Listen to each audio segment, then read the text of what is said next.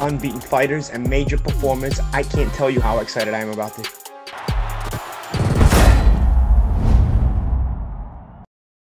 James Helder, IFL TV, MTK Global. With me, I've got trainer Graham Everett. We're here today on Sam Sexton taking on Hughie Fury in Bolton. Yep. Big fight for the British title. Firstly, how are you, Graham? Yeah, all good, thank you. Yep, gym's going well. Everything's good. Good. Talk to me a little bit about your man, Sam Sexton. How was his preparation and that been so far?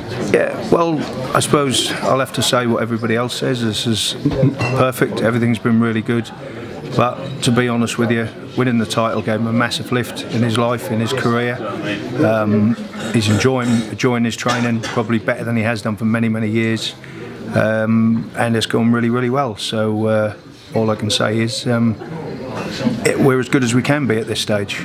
Winning a belt sometimes adds 10% to a Yeah. fighter. Do you think that's the case since his win over Gary Cornish and getting this title, that it's made him up his levels a little bit? Everybody forgot about Sam. People used to say, "Is Sam still boxing?" But now he's in the mix. He's like I say, he's the British heavyweight champion. It's given him a massive lift, and he certainly intends to hang on to that. Now, Hughie Fury's fought at world level, he's boxed at world level. In your opinion, is it a risky fight for him to come back down to try and face someone like Sam Sexton at British level? Well, he didn't go through the British title on the way up, did he? You know, he's sort of basically went in for, you know, he got a very high rank and got himself a world title fight, done himself proud. But, you know, maybe with young heavyweights, the old system where people went through the British, Commonwealth, European was always the best way forward.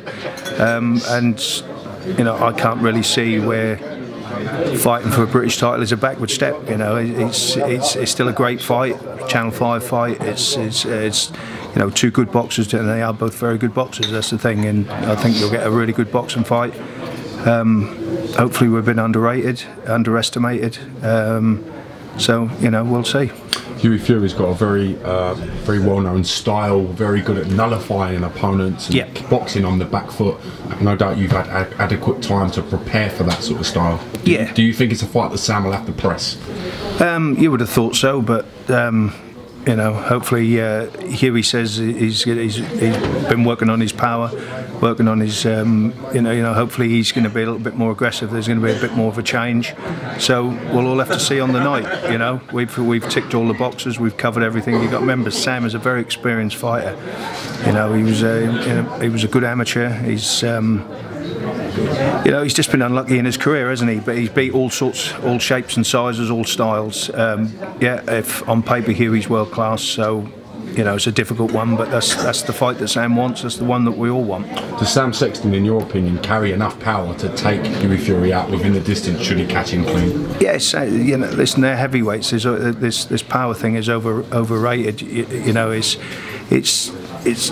an accumulation of punches as everything. You know, you hear somebody say, "Oh, so and so don't hit," and all that sort of stuff. But I genuinely believe all fighters punch hard. You know, and you've just got to catch them clean, haven't you? That's as simple as that. You've been involved in some big nights for your fighters, notably with the Walsh brothers as well. You've done a fantastic job with them, with Liam Walsh in particular. We saw him challenge Javante Davis. If you are successful with Sam Sexton against Hughie Fury, where would that win sort of rate in yourself and the team's wins over the years? I think at the time the victory over Rogan was massive because he was a massive underdog. And looking at the betting odds, I think Sam is a massive underdog here. You know, I don't see why, because you know to me it's a good fight. It's a fairly even fight. But then maybe I'm being biased. But every fight when you win something, when you get a great fight and win it, it's an achievement. But I'm not putting Hughie on that pedestal. He's good. I rate him very highly. But I'm not saying he's Sam's hardest night ever. May the 12th can't come soon enough for Sam Sexton and the team. He looks like he's raring to go, and watching him now, he looks in good spirits and stuff. Yeah, like I say, he's experienced. He's been to these things before. You know, we went to Belfast twice when we were absolutely hounded by the crowd and everything else, and you know walked into at the Aintree with David Price, them sort of things. he's dealt with all that, and he knows what to do.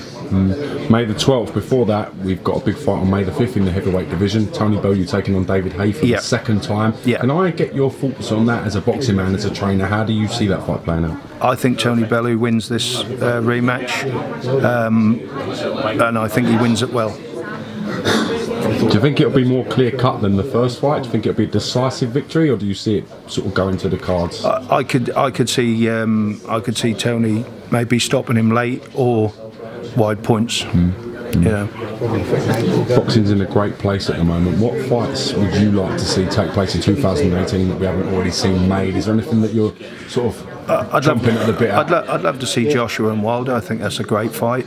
Even Dylan White and Wilder, I think that would be a great fight as well. Do you think Dylan White won a lot of new fans with his the way he conducted himself against Lucas Brown, and B, the way he generally goes about his work? Yeah, he done well. That's probably the best physical shape I've seen him in, and I think I think Mark Tibbs has done a great job with him and his team. He's a bit verbally aggressive sometimes, but I'll be honest with you, it's part of the game now. But I think he's an improving fighter. I really do. What was you thinking when he was calling out Sam Sexton all the time, and when he had sort of wanted to fight him for the British title around that sort of time? What was going through what were you guys saying in camp when Dylan was calling him out so ferociously? Well, I think Sam was a bit shocked because they actually did get on quite well, but my opinion of it is it's just all talk, it's trash talk. Part of the business? It's part of the business, and the promotional side of things nowadays, they love all that. The promoters want you to cause as much stir as possible, but it's only words, and talk is cheap, isn't it? All right, well, May the 12th, we expect a great contest for the British title. Thank you very much, Graham. Thank you. TV, mate. Pleasure. And I look forward to catching you soon. Thank you, sir. Thank you. 3 rounds, 3 minutes, 3 fights. Unbeaten fighters and major performance. I can't tell you how excited I am about this.